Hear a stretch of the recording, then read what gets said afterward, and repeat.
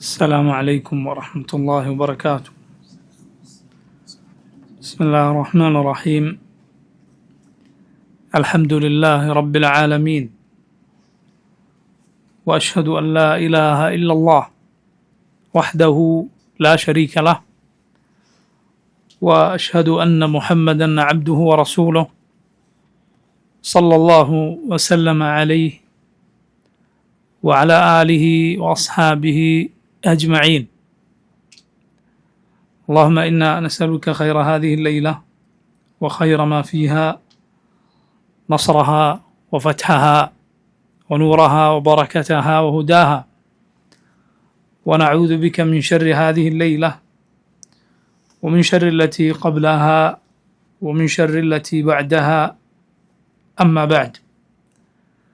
സഹോദരങ്ങളെ, ഷെയ്ഖുൽ ഇസ്ലാം ഇബ്നു തൈമിയ്യ റഹിമഹുല്ലാഹ് എഴുതിയ അൽ അഖീദത്തുൽ വാസിത്തിയ്യ ആണ് നമ്മൾ പഠിച്ചു വരുന്നത്.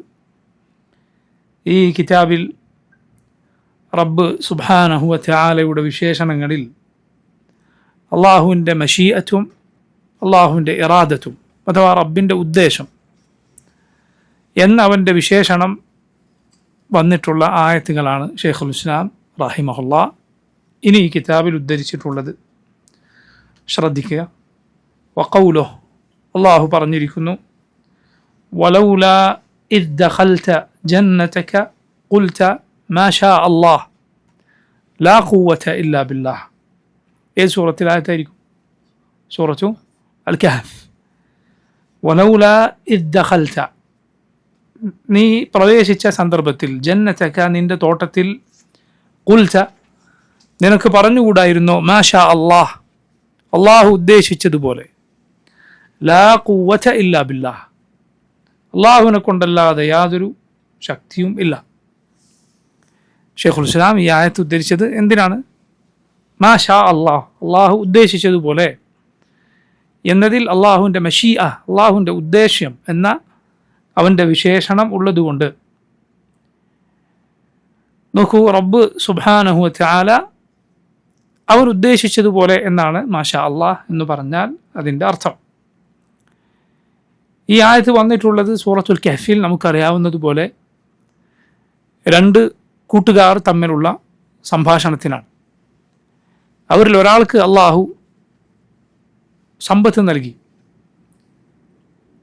اضرب لهم مثل الرجلين جعلنا لأحدهما جنتين من أعناب. രണ്ടുപേരുടെ ഉദാഹരണം നബി അവർക്ക് വിവരിച്ചു കൊടുക്കുക. അവരിൽ ഒരാൾക്ക് നാം നൽകി രണ്ട് തോട്ടങ്ങൾ, മിൻ അനാബ്, മുന്തിരിയുടെ തോട്ടങ്ങൾ, വഹഫഫ്നാഹുമാ ബിനഖ്ലിൻ, ആ രണ്ട് മുന്തിരി തോട്ടങ്ങൾക്ക് ചുറ്റും എന്തുണ്ട്? ഈത്തപ്പനകളുണ്ട്. എത്ര മനോഹരമായിരിക്കും. വജഅൽനാ ബൈനഹുമാ സറഅ, അതിന് രണ്ടിനുമിടയിൽ അള്ളാഹു വേറെ കൃഷി നിശ്ചയിച്ചു കൊടുത്തു. കിൽതൽ ജന്നതൈനി ആതത് ഉക്ലഹ വലം തദ്ലിം മിൻഹു ഷൈഅ വഫജ്ജർനാ ഖിലാലഹുമാ നഹറ. രണ്ട് തോട്ടങ്ങൾ ഒരു കുറവും വരുത്താതെ അതിൻ്റെ ഫലം നൽകിക്കൊണ്ടിരുന്നു. അതിനു രണ്ടിനുമിടയിൽ നാം ഒരു നദി ഒഴുക്കുകയുണ്ട്, ഒരു അരുവിയും കൂടി ഒഴുക്കി. എന്തായിരിക്കും ആ തോട്ടത്തിൻ്റെ ഭംഗി? പക്ഷേ അതിൻ്റെ ഉടമസ്ഥൻ അള്ളാഹുവിന് നന്ദി കാണിക്കേണ്ടതിന് പകരം അവൻ അങ്ങേയറ്റത്തെ നിഷേധത്തിൻ്റെ, കുഫറിൻ്റെ വാക്കാണ് പറഞ്ഞത്.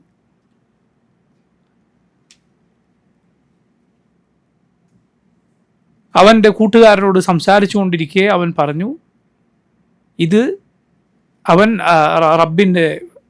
അവൻ്റെ പരലോകം വരുമെന്നതിന്, മരണാനന്തര ജീവിതമുണ്ട് എന്നതിനെ നിഷേധിച്ചു. ഇനി അഥവാ ഉണ്ട് എങ്കിൽ തന്നെ ഇതിനേക്കാൾ നല്ലത് എനിക്ക് അള്ളാഹുവോട് തരും എന്നാണ് അവൻ പറഞ്ഞ വാക്ക്. നോക്കണം, എന്തൊരു അഹങ്കാരത്തിൻ്റെ വാക്കാണ്. ഈ ലോകത്ത് അള്ളാഹു സുബ്ഹാനഹു വ തആല എന്തെങ്കിലും ഒരാൾക്ക് നൽകി എന്നത്, സമ്പത്ത് നൽകി എന്നത്, മറ്റെന്തെങ്കിലും ഭൗതികമായ നേട്ടങ്ങൾ, ഉയർച്ച നൽകി എന്നത് അള്ളാഹു അവനെ സ്നേഹിക്കുന്നുണ്ട് എന്നതിനുള്ള അടയാളമേ അല്ല. അള്ളാഹു ദുനിയാവ് ഈ ലോകത്ത് ആർക്കെങ്കിലും നൽകിയില്ല എന്നത് അള്ളാഹു അവനെ വെറുക്കുന്നു എന്നതിൻ്റെ അടയാളവുമല്ല. മറിച്ച് രണ്ടും പരീക്ഷണമാണ്. എന്നാൽ അള്ളാഹു ഈമാൻ ഒരാൾക്ക് നൽകിയാൽ അത് അള്ളാഹു അവനെ സ്നേഹിക്കുന്നു എന്നതിൻ്റെ അടയാളമാണ്. റസൂലുള്ളാഹി സ്വല്ലല്ലാഹു അലൈഹി വസല്ലം പറഞ്ഞു, അള്ളാഹു ദുനിയാവ് അവൻ ഇഷ്ടപ്പെടുന്നവർക്കും ഇഷ്ടപ്പെടാത്തവർക്കും നൽകും, എന്നാൽ ഈമാൻ അവൻ ഇഷ്ടപ്പെടുന്നവർക്ക് മാത്രമേ നൽകുകയുള്ളൂ. അള്ളാഹുവിൻ്റെ റസൂൽ സ്വല്ലല്ലാഹു അലൈഹി വസല്ലമയുടെ വാക്കാണ്. ഈ കുഫറിൻ്റെ വാക്ക് പറഞ്ഞപ്പോൾ അവൻ്റെ കൂട്ടുകാരൻ മുഅ്മിനായിരുന്നു. അയാൾ പറഞ്ഞ വാക്കാണെന്ത്? നിനക്ക് അവിടെ കയറിയപ്പോൾ പറഞ്ഞുകൂടായിരുന്നു മാഷാ അല്ലാഹ്, അള്ളാഹു ഉദ്ദേശിച്ചതുപോലെയാണ്, ലാ ഖുവത ഇല്ലാ ബില്ലാഹ്, അള്ളാഹുവിനെ കൊണ്ടല്ലാതെ യാതൊരു ശക്തിയുമില്ല. നിനക്ക് റബ്ബ് സുബ്ഹാനഹു വ തആല നിനക്ക് നൽകിയതാണ്. നിന്നെ ഒന്നുമില്ലായ്മയിൽ നിന്ന് പടച്ച ഒരു നുത്ഫയിൽ, ഒരു ബീജഗണത്തിൽ നിന്ന്, മണ്ണിൽ നിന്ന്, പിന്നെ ബീജഗണത്തിൽ നിന്ന് നിന്നെ പടച്ചുണ്ടാക്കിയ റബ്ബിനെ നീ നിഷേധിക്കുകയാണോ? അള്ളാഹു ഉദ്ദേശിച്ചാൽ നിന്റെ ഈ തോട്ടത്തെ അവൻ നശിപ്പിച്ചു കളയും. നീ ഇല്ല എന്ന പേരിൽ എന്തോ കുറവുള്ളതുപോലെ പറയുന്ന എനിക്ക് അള്ളാഹു ഇതിനേക്കാൾ പകരവും നൽകിയേക്കും എന്ന് ഈ കൂട്ടുകാരൻ അയാളോട് പറഞ്ഞു. പക്ഷെ അയാൾ തൻ്റെ നിഷേധത്തിൽ തന്നെ തുടരുകയാണ് ഉണ്ടായത്. എന്താണ് സംഭവിച്ചത്? അയാളുടെ തോട്ടം ഒന്നാകെ നശിച്ചു. അത് ഒന്നാകെ ഇല്ലാതെയായി. അയാൾ ആ സമയത്ത് ഖേദിക്കുകയുണ്ടായി. അതിനിടയിൽ ഉള്ള കാര്യമാണ് ഈ ആയത്തിൽ പറഞ്ഞത്. നിന്റെ തോട്ടത്തിൽ കയറിയപ്പോൾ നിനക്ക് പറഞ്ഞുകൂടായിരുന്നു മാഷാ അല്ലാഹ് ലാ ഖുവത ഇല്ലാ ബില്ലാഹ്. ഈ ആയത്തിൽ നിന്ന് ഇതിലെ പാഠമനുസരിച്ചുകൊണ്ട് അബ്ദുല്ലാഹ് ഇബ്നു സുബൈർ റളിയല്ലാഹു അൻഹു എന്ന സഹാബി, അദ്ദേഹത്തിൽ നിന്ന് റിവായത്തുകൾ വന്നത് കാണാം. അദ്ദേഹം തൻ്റെ സമ്പത്തോ അല്ലെങ്കിൽ തൻ്റെ എന്തെങ്കിലും ഖൈറായ കാര്യങ്ങളോ കണ്ടാൽ പറയുമായിരുന്നു മാഷാ അല്ലാഹ് ലാ ഖുവത ഇല്ലാ ബില്ലാഹ് എന്ന് പറയുമായിരുന്നു. റസൂലുള്ളാഹി സ്വല്ലല്ലാഹു അലൈഹി വസല്ലം നമ്മുടെ സഹോദരങ്ങളിൽ നിന്ന് നമുക്ക് ആശ്ചര്യജനകമായ എന്തെങ്കിലും നല്ലത് കണ്ടാൽ ബറക്കത്തിന് വേണ്ടി ദുആ ചെയ്യാനാണ് നബി സല്ലല്ലാഹു അലൈഹി വസല്ലം പഠിപ്പിച്ചത്. അതേസമയം ഈ ആയത്തിൻ്റെ വെളിച്ചത്തിൽ ആരെങ്കിലും മാഷാ അല്ലാഹ് എന്ന് പറഞ്ഞാൽ, ലാ ഖുവത ഇല്ലാ ബില്ലാഹ് എന്ന് പറഞ്ഞാൽ അതിൽ തകരാറില്ല. അത് സഹാബത്തിൽ നിന്ന് മാതൃക വന്നിട്ടുള്ള കാര്യമാണ്. ചെയ്യേണ്ടത് എന്താണ്? നബി സല്ലല്ലാഹു അലൈഹി വസല്ലം പറഞ്ഞത് ബറക്കത്തിന് വേണ്ടി ദുആ ചെയ്യാൻ, ബറക്കല്ലാഹു ഫീക്ക് എന്ന് പറയുക, അള്ളാഹു ബറക്കത്ത് നൽകട്ടെ എന്നർത്ഥമാണ് അതിനുള്ളത്. നോക്കൂ, ഈ ആയത്തിൽ വന്നു മാഷാ അല്ലാഹ്, അള്ളാഹു ഉദ്ദേശിച്ചതുപോലെ. അടുത്ത ആയത്ത് നോക്കൂ, വഖൗലു വലൗ ഷാ അല്ലാഹ് മഖ്തതല الذين من بعدهم من بعد ما جاءتهم البينات ولكن اختلفوا فمنهم من آمن ومنهم من كفر ولو شاء الله ما اقتتلوا ولكن الله يفعل ما يريد. ഈ ആയത്തിൽ അള്ളാഹുവിൻ്റെ ഇറാദത്തും മശിയത്തും രണ്ടും വന്നിട്ടുണ്ട്. രണ്ടും ഉദ്ദേശിച്ചു എന്നാണ് അള്ളാഹുവിൻ്റെ ഉദ്ദേശം എന്നാണ് ഇറാദത്തിൻ്റെയും മശിയത്തിൻ്റെ അർത്ഥം. പക്ഷെ അത് തമ്മിൽ വ്യത്യാസമുണ്ട്. ഇൻഷാ അല്ലാഹ് നമുക്കത് പറയാം. എന്താണ് ഈ ആയത്ത്? സൂറത്തുൽ ബഖറയിൽ തന്നെ ആയത്താണ്. സൂറത്തുൽ ബഖറയിലെ ആയത്താണ്. വലൗ ഷാ അല്ലാഹ്, അള്ളാഹു ഉദ്ദേശിച്ചിരുന്നുവെങ്കിൽ, മഖ്തതല പരസ്പരം പോരടിക്കുമായിരുന്നില്ല, അല്ലദീന മിൻ ബഅദിഹിം അവർക്ക് ശേഷമുള്ളവർ, അള്ളാഹുവിൻ്റെ നബിമാർക്ക് ശേഷം വന്നവർ, അവർ പരസ്പരം പോരടിക്കുമായിരുന്നില്ല അള്ളാഹു ഉദ്ദേശിച്ചിരുന്നെങ്കിൽ. മിൻ ബഅദി മാ ജാഅത്ഹുമുൽ ബയ്യിനാത്ത്, അവർക്ക് വ്യക്തമായ തെളിവുകൾ വന്നു കിട്ടിയതിനു ശേഷം അവർ പോരടിക്കുമായിരുന്നില്ല. വലാകിൻ ഇഖ്തലഫു, പക്ഷേ അവർ ഭിന്നിച്ചു. ഫമിൻഹും മൻ ആമൻ, അവരിൽ വിശ്വസിച്ചവരുണ്ട്. വമിൻഹും മൻ കഫർ, നിഷേധിച്ചവരുമുണ്ട്. വലൗ ഷാ അല്ലാഹ്, അള്ളാഹു ഉദ്ദേശിച്ചിരുന്നുവെങ്കിൽ മഖ്തതലു, അവർ പരസ്പരം പോരിലേർപ്പെടുമായിരുന്നില്ല. വലാകിൻ അല്ലാഹ യഫ്അലു മാ യുരീദ്, പക്ഷെ അള്ളാഹു അവൻ ഉദ്ദേശിച്ചത് പ്രവർത്തിക്കുന്നു. ഈ ആയത്തിൽ നോക്കൂ, റബ്ബ് സുബ്ഹാനഹു വ തആല ഉദ്ദേശിച്ചിരുന്നുവെങ്കിൽ ഈ തല്ലുകൂടുന്ന ആളുകൾ അത് ചെയ്യുമായിരുന്നില്ല എന്ന് അള്ളാഹു പറഞ്ഞിരിക്കുന്നു. എന്നാൽ അള്ളാഹു അവൻ ഉദ്ദേശിക്കുന്നത് പ്രവർത്തിക്കുന്നു എന്നും പറയും. സൂറത്തു അൽ-അൻആമിലെ ആയത്താണ് അടുത്തത്. فمن يرد الله أن يهديه يشرح صدره للإسلام. فمن يرد الله, ആരെയാണോ അള്ളാഹു ഉദ്ദേശിച്ചത് അൻ യഹ്ദിയ, ഹിദായത്തിലാക്കാൻ ഉദ്ദേശിച്ചത്, യഷ്റഹ്, അള്ളാഹു വിശാലമാക്കി കൊടുക്കും, സദ്റഹു അവൻ്റെ നെഞ്ചകം, അവൻ്റെ ഹൃദയം അള്ളാഹു വിശാലമാക്കി കൊടുക്കും, ലിൽ ഇസ്ലാം ഇസ്ലാമിലേക്ക്, ഇസ്ലാം ഉൾക്കൊള്ളാൻ അള്ളാഹു അവന് ഹൃദയ വിശാലത നൽകും. വമൻ യുരിദ് അൻ യുദില്ല, എന്നാൽ ആരെയെങ്കിലും അള്ളാഹു ദലാലത്തിലാക്കാൻ, വഴികേടിലാക്കാൻ ഉദ്ദേശിച്ചാൽ യജ്അൽ സദ്റഹു ദയ്യിഖൻ ഹറജ, അള്ളാഹു അവൻ്റെ നെഞ്ചകം കുടുക്കി കളയും, ഞെരുക്കി കളയും. കഅന്നമാ യസ്അദു ഫിസ്സമാ, അവൻ മുകളിലേക്ക് കയറിപ്പോകുന്നത് പോലെ നെഞ്ചിങ്ങനെ ഇടുങ്ങിടുങ്ങി വരും. ഈ ആയത്തിൽ എന്തുണ്ട്? അള്ളാഹുവിൻ്റെ ഇറാദത്ത്, അള്ളാഹു ആരെയാണോ ഹിദായത്തിലാക്കാൻ ഉദ്ദേശിച്ചത്, ആരെയാണോ അള്ളാഹു ദലാലത്തിലാക്കാൻ ഉദ്ദേശിച്ചത്, അള്ളാഹുവിൻ്റെ ഇറാദത്ത് ഈ ആയത്തിൽ വന്നിരിക്കുന്നു. ഇനി ഒരു ആയത്ത് കൂടി ഷെയ്ഖുൽ ഇസ്ലാം ഈ വിഷയത്തിൽ ഉദ്ധരിച്ചിരിക്കുന്നു. അതുകൂടി പറഞ്ഞ് നമുക്ക് മശീഅത്ത് എന്താണ്, ഇറാദത്ത് എന്താണെന്ന് പറയാം. വഖൗലു, അള്ളാഹു പറഞ്ഞു, ഉഹില്ലത് ലക്കും, നിങ്ങൾക്ക് ഹലാലായിരിക്കുന്നു, ബഹീമത്തുൽ അൻആം, നാൽക്കാലികൾ, അത് നിങ്ങൾക്ക് ഹലാലാണ്.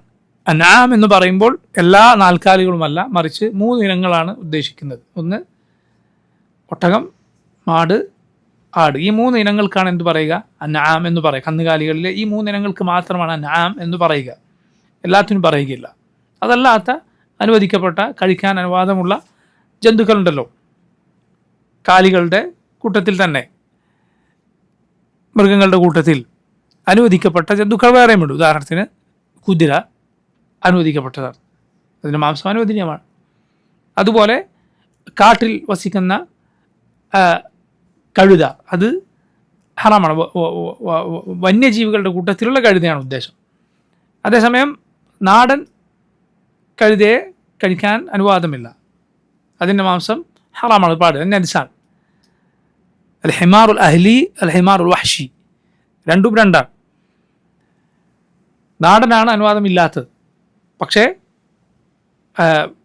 വനത്തിൽ വസിക്കുന്ന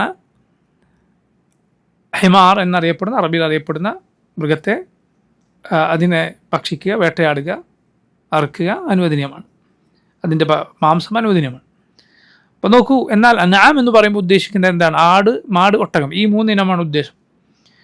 അള്ളാഹു അതിൽ നിങ്ങൾക്ക് ഹലാലാക്കിയിരിക്കുന്നു, ഇല്ലമ യുത്ല അലൈക്കും, നിങ്ങൾക്ക് ഈ കിതാബിൽ അള്ളാഹു ഓതി തന്നത് ഒഴികെ, നിങ്ങൾക്ക് ഓതപ്പെട്ടതൊഴികെ, അഥവാ അള്ളാഹു അല്ലാത്തവർക്ക് വേണ്ടി അറുക്കപ്പെട്ടത്, അതുപോലെ അറവില്ലാതെ ചത്തുപോയത്, ശവം, അതുപോലെ രക്തം, ഇതൊക്കെ നിങ്ങൾക്ക് ഹറാമാണ്. അതല്ലാത്തത് റബ്ബ് സുബ്ഹാനഹു വ തആല ഹലാലാക്കിയിരിക്കുന്നു. ഗൈറ മുഹില്ലിസ് സയ്യിദി, എന്നാൽ വേട്ടയാടാൻ പാടില്ല. വ അൻതും ഹുറും, നിങ്ങൾ ഇഹ്റാമിലായിരിക്കെ, ഇഹ്റാമിലായിരിക്കെ എന്ത് ചെയ്യാൻ പാടില്ല? വേട്ടയാടുക പാടില്ല. അതുപോലെ ഇഹ്റാമിലായിരിക്കെ വേട്ടയ്ക്ക് സഹായിക്കാൻ പാടില്ല. നമുക്ക് വേണ്ടി വേട്ടയാടി ഒരാൾ കൊണ്ടുവന്നു തന്നാൽ അത് കഴിക്കാൻ പാടില്ല ഇഹ്റാമിലായിരിക്കെ. അതേസമയം ആരെങ്കിലും അവർക്ക് വേണ്ടി വേട്ടയാടി അതിൽ നിന്ന് കൊണ്ടുവന്ന് തന്നാൽ എന്തു ചെയ്യാം? കഴിക്കാം. അതിൽ നിന്ന് കൊണ്ടുവന്ന് തന്നാൽ കഴിക്കാം. അതേസമയം നമുക്ക് വേണ്ടി വേട്ടയാടാനോ മറ്റൊരാൾ നമുക്ക് വേണ്ടി വേട്ടയാടി കൊണ്ടുവന്നത് കഴിക്കാനോ പാടില്ല. എപ്പോൾ? ഇഹ്റാമിലായിരിക്കെ. അത് കരയിലെ വേട്ടമൃഗങ്ങൾക്ക് മാത്രമാണ് ബാധകം. അതേസമയം കടലിലെ മത്സ്യത്തെ പിടിക്കുന്നതിന് എന്തില്ല? വിലക്കില്ല. അതുപോലെ വളർത്തുന്ന മൃഗങ്ങളെ അറുക്കുന്നതിനും വിലക്കില്ല. എന്താണ് പാടില്ലാത്തത്? വേട്ടയാടി പിടിക്കുക. എപ്പോൾ? ഇഹ്റാമിലായിരിക്കെ. ഇഹ്റാമിലായിരിക്കെയും ഇഹ്റാമിലല്ലാതിരിക്കുകയും വേട്ടയാടാൻ പാടില്ല. ആർക്കായിരിക്കും? വേട്ടയാടാൻ പാടില്ല. ഹറമിൻ്റെ പരിധിയിലായിരിക്കും. ഹറമിൻ്റെ പരിധി, 2 ഹറമിൻ്റെ പരിധിയിലും, മക്ക ഹറമിലും അതുപോലെ മദീന ഹറമിലും, മസ്ജിദിനകത്ത് മാത്രമല്ല ഹറം പ്രദേശത്ത് മുഴുവൻ. ഹറം എന്നറിയപ്പെടുന്ന മസ്ജിദുൽ ഹറാമിന് ചുറ്റുമുള്ള പ്രദേശം ഹറമാണ്. അതുപോലെ മദീനയിൽ ഹറമുണ്ട്, അതിനകത്ത് എന്ത് പാടില്ല? വേട്ട പാടില്ല. ഒരു ജന്തു ഒരു സ്ഥലത്ത് ഇരിക്കുന്നുണ്ട്, അതിനാട്ടിപ്പായിച്ച് ആ സ്ഥലത്ത് ഇരിക്കാൻ പോലും പാടില്ല, അതിനാട്ടിപ്പായിക്കാൻ പാടില്ല. എന്തുകൊണ്ടാണ്? കാരണം അത് ആ 2 ഹറമുകൾ മനുഷ്യർക്ക് മാത്രമല്ല മൃഗങ്ങൾക്ക് കൂടി നിർഭയത്വമുള്ള നാടാണ്. അവയെ പോലും ഭയപ്പെടുത്തുക എന്നത് പാടില്ല. എന്നാൽ പ്രത്യേകം അനുവാദം നൽകപ്പെട്ടിട്ടുള്ള ചില ജന്തുക്കളുണ്ട്, അത് അവയെ ഉപദ്രവം തടുക്കാൻ വേണ്ടി കൊല്ലാം. നബി സല്ലല്ലാഹു അലൈഹി വസല്ലം പറഞ്ഞു, 5 യുഖ്തലു ഫിൽ ഹില്ലി വൽ ഹറം, 5 ജന്തുക്കളെ ഹില്ലിലും ഹറമിലും വെച്ച് കൊല്ലാം. ഹില്ലിലും കൊല്ലാം, ഹറമിലും കൊല്ലാം. ഹില്ല് പറഞ്ഞാൽ പുറത്ത്, ഹറം പ്രദേശം, ഹില്ല് ഹറമിന് പുറത്ത്. എലി, അതുപോലെ തേൾ, കാക്ക, പരുന്ത്, അതുപോലെ കടിക്കുന്ന നായ, ഇവയെ എവിടെ വെച്ച് കൊല്ലാം? ഹറമിനകത്തും അതുപോലെ ഹറമിന് പുറത്തും കൊല്ലുക എന്നത് അനുവദനീയമാണ്. അതുപോലെ ഇതിൻ്റെ കൂടെ ഉപദ്രവിക്കുന്ന മറ്റുള്ള ജന്തുക്കളെ കൂടി ഇതിൻ്റെ കൂട്ടാമെന്ന് പണ്ഡിതന്മാർ പറഞ്ഞത് കാണാം. അപ്പോൾ നോക്കൂ, പറഞ്ഞു വന്നത് അള്ളാഹു പറയുകയാണ്, ഈ ആയത്തിൽ നിങ്ങൾ എന്ത് ചെയ്യരുത്? ഇഹ്റാമിലായിരിക്കെ വേട്ടയാടാൻ പാടില്ല. ഇന്നല്ലാഹ യഹ്കുമു മാ യുരീദ്. അള്ളാഹു അവൻ ഉദ്ദേശിക്കുന്നത് വിധിക്കുന്നു. അള്ളാഹു അവൻ ഉദ്ദേശിക്കുന്നത് വിധിക്കുന്നു. ഇത്രയും ആയത്തുകൾ, പരിശുദ്ധ ഖുർആനിൽ ഇത്രയും ആയത്തുകൾ അള്ളാഹുവിൻ്റെ ഏത് സിഫത്തുകൾ പഠിപ്പിക്കാനാണ് ഷെയ്ഖുൽ ഇസ്ലാം ഉദ്ദേശിച്ചിട്ടുള്ളത്? ഒന്ന് അൽ മഷീഅ, രണ്ടാമത്തേത് അൽ ഇറാദ. മഷീഅത്ത് എന്നത് അള്ളാഹുവിൻ്റെ സിഫത്താണ്. അതിൻ്റെ മാദിയായ രൂപം എന്താണ്? ഷാ അ, അള്ളാഹു ഉദ്ദേശിച്ചു. ഷാ അള്ളാഹ് എന്ന് പറഞ്ഞാൽ അള്ളാഹു ഉദ്ദേശിച്ചു. യഷാ എന്നാണ് അതിൻ്റെ മുദാരി, ഉദ്ദേശിക്കുന്നു. അള്ളാഹു റബ്ബുൽ ആലമീൻ അള്ളാഹു ഉദ്ദേശിച്ചു. അവൻ ഉദ്ദേശിച്ചാൽ, അവൻ ഉദ്ദേശിച്ചിട്ടില്ല. ഇങ്ങനെയൊക്കെയുള്ള പ്രയോഗങ്ങൾ മുസ്ലിമീങ്ങൾ നിരന്തരം പറയുന്ന, അവരുടെ ഉള്ളിലുള്ള, അവരുടെ ഹൃദയത്തിൽ ഉറച്ചിട്ടുള്ള കാര്യമാണ്. അല്ല, മുസ്ലിമീങ്ങളുടെ നാവിൽ ദിനേന അവർ എത്ര തവണ പറയാറുണ്ട് ഇൻഷാ അള്ളാഹ്, ഇൻഷാ അള്ളാഹ്. എന്താണ് അർത്ഥം? അള്ളാഹു ഉദ്ദേശിച്ചാൽ. അവരത് പറയാതെ ഞാൻ ഒരു കാര്യം ചെയ്യും, നാളെയോ അല്ലെങ്കിൽ സമീപഭാവിയിലോ തൊട്ടടുത്ത നിമിഷമോ ഞാനൊരു കാര്യം ചെയ്യും എന്നൊരു മുസ്ലിം പറയുകയില്ല. എന്തു പറഞ്ഞിട്ടല്ലാതെ? ഇൻഷാ അള്ളാഹ്. കാരണം അള്ളാഹു പറഞ്ഞു, വലാ തഖൂലന്ന ലിശൈഇൻ ഇന്നി ഫാഇലുൻ ദാലിക ഗദാ ഇല്ലാ അൻ യശാ അള്ളാഹ്. നീ ഒരു കാര്യവും നാളെ ചെയ്യുമെന്ന് പറയരുത് ഇൻഷാ അള്ളാഹ് എന്ന് പറഞ്ഞിട്ടല്ലാതെ, ഇൻഷാ അള്ളാഹ് എന്ന് പറഞ്ഞിട്ടല്ലാതെ. ഒരു മുസ്ലിമിനെ, അള്ളാഹുവിൽ വിശ്വസിക്കുന്നവനെ, അവനെ റബ്ബിൽ അവിശ്വസിച്ചവൻ്റെ നടപടികളിൽ നിന്ന്, അള്ളാഹുൽ തവക്കുലാക്കാത്തവനിൽ നിന്ന് വേർതിരിക്കുന്ന ഒരു വാക്കാണ് ഇൻഷാ അള്ളാഹ്. അവരല്ലാത്തവരെ നോക്കൂ നിങ്ങൾ, അവർ ചിലപ്പോൾ 100 കൊല്ലം അപ്പുറത്തെ പ്ലാനുകൾ, വൻ പദ്ധതികൾ പറഞ്ഞേക്കും. നമ്മളങ്ങനെ ആക്കും, നമ്മളെ പദ്ധതി ഇങ്ങനെയാണ്, നമ്മളങ്ങനെ പദ്ധതികൾ നടത്തിയിട്ടുണ്ട്, ഇങ്ങനെ നമ്മൾ തീരുമാനിച്ചിട്ടുണ്ട്, നമ്മൾ പ്ലാനിങ് അങ്ങനെയാണ്. അങ്ങനെ ഒരു തവണ ഇൻഷാ അള്ളാഹ് എന്നോ അള്ളാഹു ഉദ്ദേശിച്ചെങ്കിൽ, അള്ളാഹുവിൻ്റെ സഹായമുണ്ടെങ്കിൽ എന്നോ പറയാതെ വലിയ വലിയ പദ്ധതികൾ പറയുന്ന എത്ര ആളുകളാണുള്ളത്. എന്താണ് അവൻ ധരിച്ചു വെച്ചിരിക്കുന്നത്? അടുത്ത നിമിഷം അവൻ ശ്വാസം മുകളിലേക്ക് വലിക്കണമെങ്കിൽ അള്ളാഹു ഉദ്ദേശിക്കണം, അത് പുറത്തേക്ക് പോകണമെങ്കിൽ അള്ളാഹു ഉദ്ദേശിക്കണം, ആ തുറന്ന വായ അടക്കണമെങ്കിൽ അള്ളാഹു ഉദ്ദേശിക്കണം. അവൻ രാവിലെ ഇട്ടു വന്ന കുപ്പായം അവൻ അഴിക്കുമോ, അതല്ല അവൻ്റെ മയ്യത്ത് കൈകാര്യം ചെയ്യുന്ന, മയ്യത്ത് കുളിപ്പിക്കുന്നവനോ, കുളിപ്പിക്കാത്ത കൗമാണെങ്കിൽ അവൻ്റെ വസ്ത്രം അഴിച്ചെടുക്കുന്നത് ഈ മയ്യത്തിനെ കൈകാര്യം ചെയ്യുന്ന ആളാണോ എന്നവനറിയില്ല. ഈ മനുഷ്യനാണ് വലിയ വലിയ വലിയ പദ്ധതികളൊക്കെ പറയുന്നത്. ഒരു മുസ്ലിം അൽഹംദുലില്ലാഹ് അലാ നിഅമത്തിൽ ഇസ്ലാം, ഒരു കാര്യം, ചെറിയ നിസ്സാരമായ കാര്യമാകട്ടെ വലുതാകട്ടെ, നമ്മളൊരു കാര്യം ചെയ്യുമെന്ന് പറയുമ്പോൾ നമ്മൾ പറയുന്നത് ഇൻഷാ അള്ളാഹ്, അള്ളാഹു ഉദ്ദേശിച്ചെങ്കിൽ. ആ വാക്ക് വലിയ ബറക്കത്തുള്ള വാക്കാണ്. മനസ്സിലായില്ലേ? ബറക്കത്തുള്ള വാക്കാണത്. അത് കേവലം ഒരു നമ്മൾ അള്ളാഹു ഉദ്ദേശിച്ചെങ്കിൽ എന്ന് കേവലമായി പറയുക മാത്രമല്ല, അതിൻ്റെ ബറക്കത്ത് കൂടി നമ്മൾ അതിലൂടെ പ്രതീക്ഷിക്കുന്നുണ്ട്. സുലൈമാൻ അലൈഹിസ്സലാമിൻ്റെ ഒരു കഥ മുഹമ്മദ് റസൂലുള്ളാഹി സ്വല്ലല്ലാഹു അലൈഹി വസല്ലം നമുക്ക് പറഞ്ഞു തന്നിട്ടുണ്ട്. സുലൈമാൻ അലൈഹിസ്സലാം അദ്ദേഹം പറഞ്ഞു, ഇന്ന് രാത്രി ഞാൻ 100 ഭാര്യമാരുടെ അരികിലേക്ക് ചെല്ലും, അവരുമായെല്ലാം ബന്ധപ്പെടും, അവരെല്ലാം അള്ളാഹുവിൻ്റെ മാർഗത്തിൽ പോരാടുന്ന ഓരോ പോരാളികളെ പ്രസവിക്കും എന്ന് സുലൈമാൻ അലൈഹിസ്സലാം പറയുകയുണ്ടായി. സുലൈമാൻ അലൈഹിസ്സലാം പഴയ ഉമ്മത്തുകളുടെ സ്ഥിതി എന്ന് പറയുന്നത് നമ്മുടെ ഉമ്മത്തിനെ പോലെയല്ല. അവർ ശാരീരികമായി വലിയ ശേഷി ഉള്ളവരായിരുന്നു. അതുപോലെ അവരുടെ ശരീഅത്തിൽ, അവരുടെ മത നിയമങ്ങളിൽ റബ്ബ് സുബ്ഹാനഹു വ തആല ഈ ഉമ്മത്തിൽ നിന്ന് ചില മാറ്റങ്ങൾ നിശ്ചയിച്ചിട്ടുണ്ട്. അത് കാലങ്ങൾ ജനങ്ങളുടെ ശാരീരിക ശേഷിയും മാനസിക ശേഷിയും അനുസരിച്ച് അള്ളാഹു പഴയകാല ഉമ്മത്തുകൾക്ക് അവർക്ക് നിശ്ചയിച്ച ഹറാമ ഹലാലുകളിൽ വ്യത്യാസം നിശ്ചയിച്ചിട്ടുണ്ട്, സംശയമില്ല. മാറാത്ത എന്താണ്? അഖീദ മാറുകയില്ല, വിശ്വാസം മാറുകയില്ല. അതുപോലെ എല്ലാ ഉമ്മത്തുകളിലും തിന്മയാകുന്ന ചില കാര്യങ്ങളുണ്ട്, എല്ലാ ഉമ്മത്തിലും നന്മയാകുന്ന കാര്യങ്ങളുണ്ട്. അള്ളാഹുവിനെ മാത്രമേ ഇബാദത്ത് ചെയ്യാൻ പാടുള്ളൂ.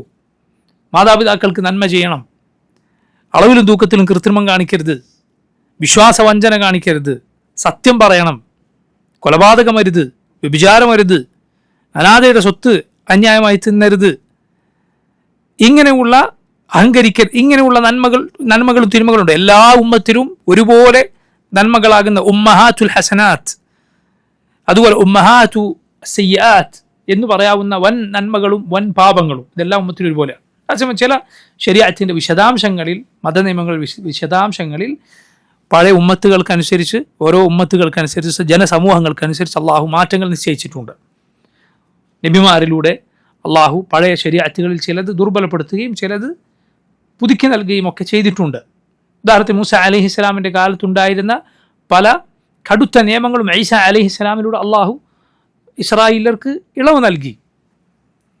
അപ്പം പഴയ നിയമങ്ങളിൽ സുലൈമാൻ അലൈഹിസ്സലാമിന് ഇത് അനുവദിക്കപ്പെട്ടിരുന്നു. എന്നാൽ നമ്മുടെ റസൂൽ സല്ലല്ലാഹു അലൈഹി വസല്ലമയ്ക്ക് തന്നെ ഉമ്മത്തിലെ ബാക്കിയുള്ളവരിൽ നിന്ന് വ്യത്യസ്തമായി വിവാഹവുമായി ബന്ധപ്പെട്ട് അള്ളാഹു ചില നിയമങ്ങൾ നിശ്ചയിച്ച് നൽകിയിട്ടുണ്ട് എന്ന് നമുക്ക് അറിയാം.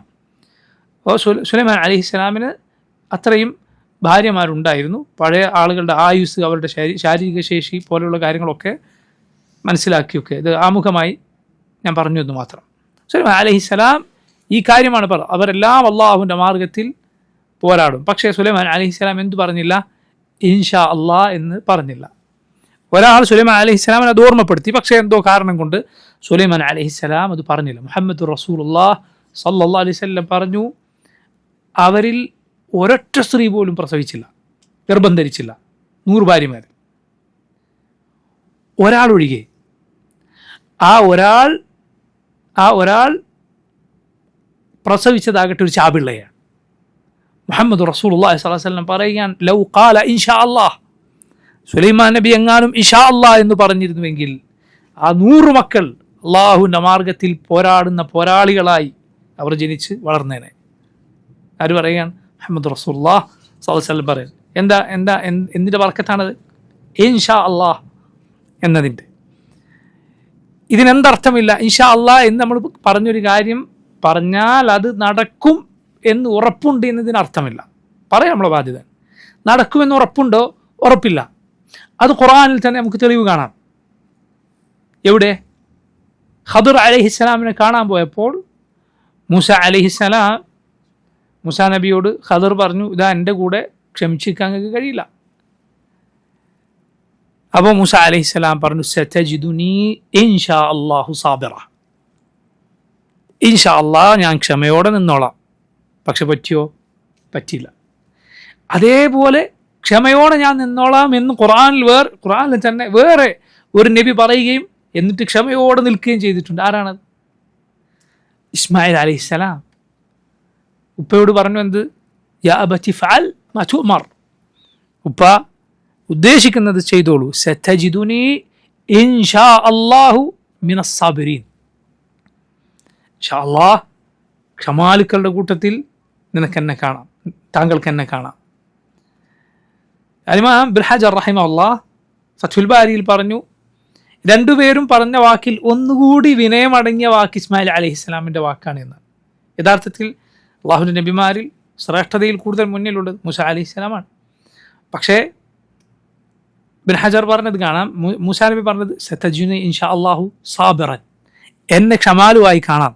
ഇസ്മായിൽ നബി പറഞ്ഞതോ സതജിദുനി ഇൻഷാ അല്ലാഹു മിനസ് സാബിരീൻ, ക്ഷമാലുക്കളുടെ കൂട്ടത്തിൽ ഒരാളായി എന്നെ കാണാം. ഏതാണ് കൂടുതൽ വിനയമടങ്ങുന്ന വാക്ക്? ഈ വാക്ക്, സതജിദുനി ഇൻഷാ അല്ലാഹു മിനസ് സാബിരീൻ. ഇസ്മായിൽ അലൈഹിസ്സലാം ക്ഷമയോടെ അവസാന സമയം വരെ നിന്നു, അല്ലേ? ഇബ്രാഹിം അലൈഹിസ്സലാം മുഖം താഴ്ത്തി കിടത്തി, എന്നിട്ട് അറുക്കാൻ ഒരുങ്ങി. അല്ലാഹു റബ്ബുൽ ആലമീൻ വിളിച്ചപ്പോഴാണ് ആ പ്രവർത്തനം അത് നടക്കാതിരുന്നത്. ഇസ്മായിൽ നബി എന്ത് ചെയ്തിട്ടില്ല? ഒരിക്കലും അതിൽ നിന്ന് പിന്നോട്ട് പോയിട്ടില്ല. അലൈഹിസ്സലാം. ഇപ്പം നോക്കൂ, ലോകർക്ക് മുഴുവൻ മാതൃകയായി ഇബ്രാഹിം അലൈഹിസ്സലാമിൻ്റെ ഇസ്മായിലിൻ്റെയും ആ സംഭവവും അതുപോലെ ബലിപെരുന്നാളുമെല്ലാം അങ്ങനെ നിശ്ചയിക്കപ്പെടുകയുണ്ടായി. പറഞ്ഞു വന്നത് ഇൻഷാ അള്ളാഹ് എന്ന വാക്ക് മുസ്ലിമീങ്ങളുടെ ദിനചര്യ പോലെ അവരുടെ ഈമാൻ സ്മരിപ്പിക്കുന്ന വാക്ക്. അള്ളാഹു ഉദ്ദേശിച്ചെങ്കിൽ. എന്തുകൊണ്ടാണ്? അള്ളാഹു ഉദ്ദേശിച്ചതേ നടക്കൂ. അള്ളാഹു ഉദ്ദേശിച്ചില്ലേ അത് നടക്കുകയില്ല. അതുകൊണ്ട് ഏതേത് കാര്യം നടന്നിട്ടുണ്ടോ നമ്മൾ എന്തു പറയും? അള്ളാഹു ഉദ്ദേശിച്ചുകൊണ്ടാണ് അത് നടന്നത്. അള്ളാഹു ഉദ്ദേശിച്ചിട്ടുണ്ട്, അതുകൊണ്ടാണ് അത് നടന്നത്. ഒരു കാര്യം നടന്നിട്ടില്ലേ, അള്ളാഹു ഉദ്ദേശിക്കാത്തത് കൊണ്ടാണ് അത് നടക്കാത്തത്. മാഷാ അള്ളാഹു കാൻ വമാ ലം യശ ലം യകുൻ. അള്ളാഹു ഉദ്ദേശിച്ചത് നടക്കും, അള്ളാഹു ഉദ്ദേശിക്കാത്തത് നടക്കില്ല. എത്ര എളുപ്പമുള്ള കാര്യം, എന്നാൽ എത്ര മഹത്തരമായ കാര്യം. അള്ളാഹു റബ്ബുൽ ആലമീൻ ഉദ്ദേശിക്കാത്തത് കൊണ്ടാണ് ഒരു കാര്യം നടക്കാത്തത്, അള്ളാഹുവിന് കഴിയാത്തത് കൊണ്ടല്ല. മനസ്സിലായില്ലേ? അള്ളാഹു ഏത് കാര്യത്തിനും കഴിവുള്ളവനാണ്. പക്ഷെ അവൻ കഴിയുന്ന എല്ലാ കാര്യവും അവൻ എന്ത് ചെയ്യുകയില്ല? ഉദ്ദേശിക്കുകയില്ല. അവന് കഴിയുന്ന എല്ലാ കാര്യവും അവൻ ഉദ്ദേശിക്കുകയില്ല. അപ്പം അള്ളാഹു പറഞ്ഞിട്ടില്ലേ, അവൻ ഉദ്ദേശിച്ചിരുന്നുവെങ്കിൽ ജനങ്ങൾ മുഴുവൻ വിശ്വസിച്ചേനെ. ലആമന മൻ ഫിൽ അർദി കുല്ലുഹും ജമീഅ. മനുഷ്യർ മുഴുവൻ വിശ്വസിച്ചേനെ. അള്ളാഹു ഉദ്ദേശിച്ചിട്ടില്ല. ഈ നമ്മൾ ഓതിയ ആയത്തിലുണ്ടല്ലോ, അള്ളാഹു ഉദ്ദേശിച്ചിരുന്നെങ്കിൽ അവർ പരസ്പരം പോരടിക്കുമായിരുന്നില്ല. അള്ളാഹു ഉദ്ദേശിച്ചിട്ടില്ല, അവർ പോരടിക്കണമെന്നാണ് അള്ളാഹു ഉദ്ദേശിച്ചത്. അപ്പോൾ നോക്കൂ, റബ്ബ് സുബ്ഹാനഹു വ തആല അവൻ എല്ലാത്തിനും കഴിവുള്ളവനാണ്. അള്ളാഹുവിൻ്റെ മഖ്ദൂറിൽ നിന്ന് ഒന്നും ഒഴിവല്ല. ഇന്നല്ലാഹ അലാ കുല്ലി ഷൈഇൻ ഖദീർ. അതുകൊണ്ട് തന്നെ തെറ്റായ പ്രയോഗമാണ് എന്ത്? അള്ളാഹു അവൻ ഉദ്ദേശിക്കുന്നത് ചെയ്യാൻ കഴിവുള്ളവനാണ്. അല്ല, അങ്ങനെ അതല്ല ശരി. ശരി എന്താണ്? അള്ളാഹു എല്ലാ കാര്യത്തിനും കഴിവുള്ളവനാണ്. ഉദ്ദേശിക്കുന്ന കാര്യത്തിന് മാത്രമല്ല, എല്ലാം കഴിവുള്ളവനാണ് അവൻ. എന്നാൽ അവൻ കഴിവുള്ളതെല്ലാം ഉദ്ദേശിച്ചിട്ടില്ല. അള്ളാഹുവിൻ്റെ മശീഅ എന്ന സിഫത്താണ് നമ്മൾ പഠിക്കുന്നത്. അതുപോലെ അള്ളാഹുവിൻ്റെ ഇറാദത്ത് എന്ന വിശേഷണം. രണ്ടിൻ്റെയും അർത്ഥം ഉദ്ദേശം എന്നാണ്, പക്ഷെ അത് തമ്മിൽ വ്യത്യാസമുണ്ട്. പ്രിയ സഹോദരങ്ങളെ, വളരെ വളരെ ശ്രദ്ധയോടെ നമ്മൾ മനസ്സിലാക്കേണ്ട ഒരു വിഷയമാണിത്. കാരണം ഇതിൽ ഒരുപാട് പിഴച്ച കക്ഷികൾക്ക് വഴിതെറ്റിപ്പോയിട്ടുണ്ട്. അള്ളാഹുവിൻ്റെ ഉദ്ദേശം രണ്ടുണ്ട് എന്നവർ മനസ്സിലാക്കിയില്ല. എന്താണ് അള്ളാഹുവിൻ്റെ ഉദ്ദേശത്തിലെ രണ്ട് കാര്യങ്ങൾ? ഒന്ന് അൽ ഇറാദത്തുൽ കൗനിയ, രണ്ട് അൽ ഇറാദത്തു ശർഇയ്യ. ഇതാണ് അള്ളാഹുവിൻ്റെ രണ്ട് ഉദ്ദേശങ്ങൾ. ഒന്ന് അൽ ഇറാദത്തു അൽ കൗനിയ, രണ്ട് അൽ ഇറാദത്തു ശർഇയ്യ. കൗനിയ ആയ ഉദ്ദേശം എന്ന് പറഞ്ഞാൽ എന്താണ്? പ്രപഞ്ചത്തിൽ പ്രാപഞ്ചികമായി അള്ളാഹു നടക്കണമെന്ന് തീരുമാനിച്ച ഉദ്ദേശം. ഇതാണ് അൽ ഇറാദത്തു അൽ കൗനിയ. രണ്ടാമത്തെ എന്താണ്? അവൻ മതപരമായി ചില കാര്യങ്ങൾ അവർ ഉദ്ദേശിച്ചിട്ടുണ്ട്. അതാണ് രണ്ടാമത്തെ ഉദ്ദേശം. ആ ഉദ്ദേശം നമുക്ക് മറ്റൊരു ഭാഷയിൽ എന്ത് പറയാം? അവൻ ഇഷ്ടപ്പെടുന്നുണ്ട് എന്ന് പറയാം. ആ ഉദ്ദേശം അത് സൂചിപ്പിക്കുന്നത് എന്താണ്? അള്ളാഹുവിൻ്റെ ഇഷ്ടത്തെയാണ്. അള്ളാഹു അത് ഇഷ്ടപ്പെടുന്നു. ഉദാഹരണത്തിന് അള്ളാഹു പറഞ്ഞു, യുരീദുല്ലാഹു ബിക്കുമുൽ യുസ്ർ വലാ യുരീദു ബിക്കുമുൽ ഉസ്ർ. അള്ളാഹു നിങ്ങൾക്ക് എന്തിഷ്ടപ്പെടുന്നു? എളുപ്പം ഉണ്ടാക്കാൻ അള്ളാഹു ഉദ്ദേശിക്കുന്നു. മനസ്സിലായില്ലേ? അള്ളാഹു ഇഷ്ടപ്പെടുന്ന അതാണ്. മനസ്സിലായില്ലേ? അപ്പോൾ ശർഈയായ ഉദ്ദേശമുണ്ട്, കൗനിയായ ഉദ്ദേശവും ഉണ്ട്. ഇത് രണ്ടും മനസ്സിലാക്കാത്തത് കൊണ്ട് ഒരുപാട് വഴികേടിൽ ആളുകൾ അകപ്പെട്ടിട്ടുണ്ട്. നോക്കൂ, മശീഅത്ത് എന്ന് പറയുമ്പോൾ ആ പദം ഉപയോഗിക്കുക അള്ളാഹുവിൻ്റെ പ്രാപഞ്ചികമായ ഉദ്ദേശത്തിന് മാത്രമാണ്. മതപരമായ ഉദ്ദേശത്തിന് ഷാ അള്ളാഹ് എന്ന് പറയുകയില്ല. അത് പ്രപഞ്ചത്തിൽ നടക്കുന്ന കാര്യങ്ങളാണ്. അതിൽ എന്തൊക്കെയുണ്ട്? നന്മകൾ മാത്രമാണ് ഉള്ളത്? അല്ല, തിന്മയുമുണ്ട്. ഒരു കള്ളുകുടിയ അവൻ കുടിക്കുന്നത് റബ്ബിൻ്റെ പ്രപഞ്ചത്തിൽ നിന്നുകൊണ്ടാണ്. അള്ളാഹുവിൻ്റെ പ്രപഞ്ചത്തിൽ അവൻ ഉദ്ദേശിക്കാത്തത് നടക്കുകയില്ല. നിങ്ങൾക്ക് തോന്നുന്നുണ്ടോ അള്ളാഹു അവൻ കുടിക്കാൻ ഉദ്ദേശിച്ചിട്ടില്ല? അള്ളാഹുവിൻ്റെ പ്രപഞ്ചത്തിൽ ഒരാൾ കുടിക്കാൻ അള്ളാഹു ഉദ്ദേശിച്ചു, എന്നിട്ട് ഒരാൾ അള്ളാഹുവിൻ്റെ ഈ പ്രപഞ്ചത്തിൽ കയറി കള്ളു കുടിക്കുമെന്ന് നിങ്ങൾക്ക് തോന്നുന്നുണ്ടോ? ഇല്ല, അള്ളാഹു ഉദ്ദേശിക്കാതെ നടക്കുകയില്ല. പക്ഷെ അത് എന്തുദ്ദേശമാണ് പറയുക? ശർഈയായ ഉദ്ദേശമാണ്, അല്ല കൗനിയായ ഉദ്ദേശമാണ്? കൗനിയാണ്. അവൻ്റെ മഷീഅത്ത് എന്ന വാക്ക് പ്രാപഞ്ചികമായ ഉദ്ദേശത്തിനാണ് പറയുക. അതേസമയം ഇറാദത്ത് ശ്രദ്ധിക്കുക, ഇറാദത്ത് എന്ന വാക്ക് അറാദ് അള്ളാഹ് യുരീദുല്ലാ, അള്ളാഹുവിൻ്റെ മുറാദ്, അള്ളാഹുവിൻ്റെ ഉദ്ദേശം, ഈ വാക്ക് അറബിയിലെ ഈ വാക്ക് അത് രണ്ടിനും പറയും. മതപരമായ അവൻ്റെ ഉദ്ദേശത്തിനും പറയും, പ്രാപഞ്ചികമായ അവൻ്റെ ഉദ്ദേശത്തിനും പറയും. മലയാളത്തിൽ നമുക്ക് ഭാഷയുടെ പരിമിതി കൊണ്ട് രണ്ടിനും ഉദ്ദേശം എന്നേ പറയാൻ കഴിയൂ. അതുപോലെ ഈ ശർഈയായ ഉദ്ദേശം എന്നാൽ അവൻ്റെ ഇഷ്ടം അതിലുണ്ട് എന്നുകൂടി മനസ്സിലാക്കുക. ഭാഷയുടെ പരിമിതി കൊണ്ട് നമുക്ക് രണ്ടിനും അങ്ങനെ അർത്ഥം പറയാൻ സാധിക്കുകയുള്ളൂ. ഇത് രണ്ടും തമ്മിലുള്ള വ്യത്യാസമുണ്ട്. ഈ വ്യത്യാസം മനസ്സിലാക്കാത്തതുകൊണ്ട് ഒരുപാട് കക്ഷികൾ വഴിതെറ്റിപ്പോയിട്ടുണ്ട്. പ്രപഞ്ചത്തിൽ നടക്കുന്ന സംഗതികൾ കണ്ടിട്ട് എന്താ ഇങ്ങനെ, എന്താ അങ്ങനെ. ഒരിക്കൽ സംഗീതം ഹറാമാണെന്ന് പറഞ്ഞപ്പോൾ ഒരു വിവരദോഷി, ഒരു മതനിഷേധിയാണ് അയാൾ എന്ന് അയാളുടെ സംസാരത്തിൽ വ്യക്തമാണ്. അങ്ങനെ ഒരു പ്രസംഗത്തിൻ്റെ താഴെ പോയി ഒരാൾ എഴുതുകയാണ്, പിന്നെ എന്തിനാണ് അള്ളാഹു ഇതൊക്കെ പഠിച്ചത്, ഏത് സംഗീതോപകരണമൊക്കെ പഠിച്ചെന്തിനാണ്. അപ്പോൾ അയാളുടെ താഴെ വേറൊരു സാധാരണക്കാരൻ പോയി എഴുതി, അയാളുടെ ശുദ്ധ പ്രകൃതി കൊണ്ട് എഴുതിയ മറുപടിയാണ്, അള്ളാഹ് നിന്നെ പഠിച്ചില്ല അതുപോലെ തന്നെയാണ്. ശരിയല്ലേ? ഷർറ് റബ്ബ് സുബ്ഹാനഹു തആല സൃഷ്ടിച്ചിട്ടുണ്ട്. നോക്കൂ നിങ്ങൾ, ഇത് മനസ്സിലാകാത്തതുകൊണ്ട് അല്ലെങ്കിൽ മനസ്സിൽ ആയില്ല എന്ന് നടിക്കുന്നത് കൊണ്ട് ഒരുപാട് ആളുകൾ വഴിതെറ്റിപ്പോയിട്ടുണ്ട്. രണ്ട് ഉദ്ദേശം എന്താണ് രണ്ടും തമ്മിലുള്ള വ്യത്യാസം? നോക്കൂ, പ്രധാനപ്പെട്ട 4 വ്യത്യാസങ്ങൾ നമ്മൾ ശരിക്കും മനസ്സിലാക്കുക.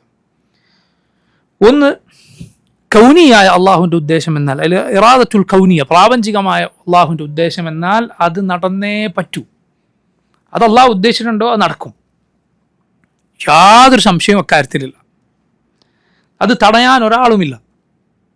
അള്ളാഹുവിൻ്റെ വിധിയെ തടുക്കാൻ, അവൻ നിശ്ചയിച്ചത് തള്ളിക്കളയാൻ ഒരാളുമില്ല. അല്ലാഹുമ്മ ലാ മാനിഅ ലിമാ അഅതൈത വലാ മുഅത്തിയ ലിമാ മനഅത. ഓരോ നിസ്കാരം കഴിഞ്ഞ് നമ്മൾ പറയുന്നതാണ്, അള്ളാഹുവെ നീ നൽകിയത് തടയാൻ ആരുമില്ല, നീ തടഞ്ഞത് തരാനും ഒരാളുമില്ല. ലാ മുഅഖിബ ലിഹുക്മിഹി, അവൻ്റെ വിധിയെ തട്ടിമാറ്റാൻ ആരുമില്ല. വലാ റാദ്ദ ലിഖദാഇഹി, അവൻ തീരുമാനിച്ചതിനെ തള്ളിക്കളയാൻ ഒരാളും തന്നെയില്ല, ഒരാൾക്കും നടക്കുകയില്ല.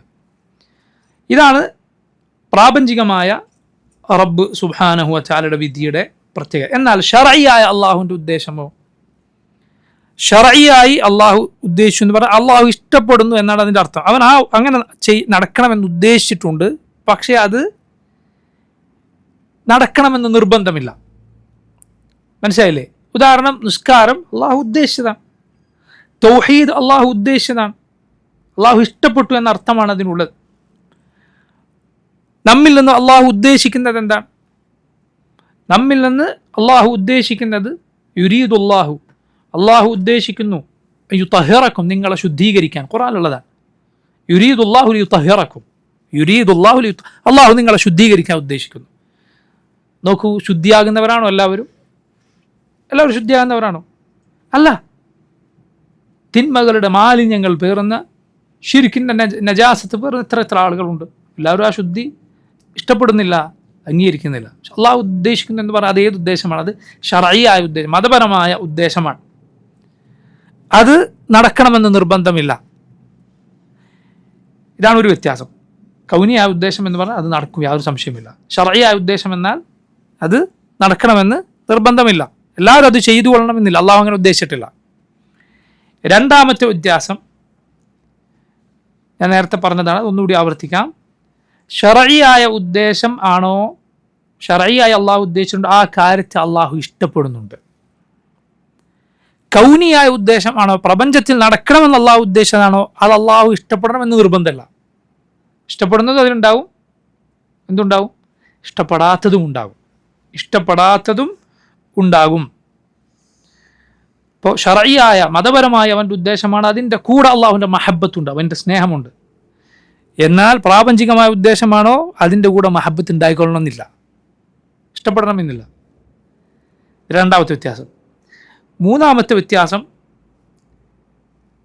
ശർഈയായ അള്ളാഹുവിൻ്റെ ഉദ്ദേശം അഥവാ മതപരമായി അള്ളാഹു നടക്കണമെന്ന് ഉദ്ദേശിച്ചിരിക്കുന്നു,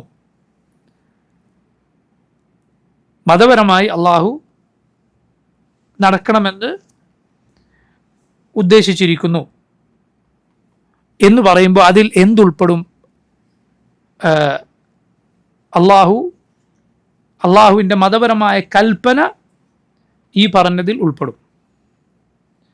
അള്ളാഹു കൽപ്പിച്ചിരിക്കുന്നു, വഅബ്ദുല്ലാഹ് വലാ തുശ്രികൂ ബിഹി ശൈഅ, അഖീമുസ് സ്വലാഹ് ആതുസ് സക്കാഹ്, നിങ്ങൾ